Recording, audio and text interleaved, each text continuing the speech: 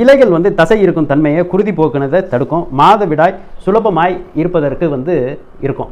ஆக இந்த பெண்களோட வெள்ளைப்படுதல் இருக்குது பாருங்கள், அது மாதவிடாய் அதிகப்படியான குருதி போக்கு ஆகியவற்றை தீர்க்கும். ஆக அதற்கு எல்லாமே இந்த மருதாணி வந்து பயன்படுகின்றது.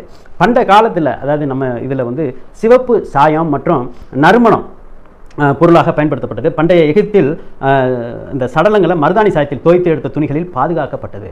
அரேபியா மற்றும் இந்தியாவில் கைகளில் அழகிய நிறை வேலைப்பாடு செய்ய இந்த வேலைப்பாடு இருக்குது. இப்போ திருமண விழாக்கள், விசேஷ வைபவங்களில் பெண்கள் வந்து நிறைய வேலைப்பாடு இந்த மெஹந்தி மருதாணி வந்து போடுவாங்க. கிராமத்தில் இன்றளவும் வந்து இதெல்லாம் அரைச்சி போடுவாங்க, கை கால்கள்லாம் போடுவாங்க. தலைமுடிகளுக்கு சாயம் இது பண்ணுறதுக்கும் பண்ணுவாங்க. அதே மாதிரி குதிரைகளோட பிடரி இருக்குது பாருங்கள், அதில் இயற்கை சாயம், இது வந்து செயற்கை ரசாயனம் இல்லை, இயற்கையாகவே உள்ளது. இது வந்து மலர் எண்ணெய் வந்து ரொம்ப நறுமணமாக இருக்கும். பண்டைய அழகி, எகிப்திய பண்டைய அழகி கிளியோபட்ரா வந்து அண்டோனியை சந்திக்க சென்ற பொழுது தனது பாய்மர கப்பலின் பாயினை மருதாணி எண்ணெயில் முழுவதுமாக தேய்த்து சென்றதாக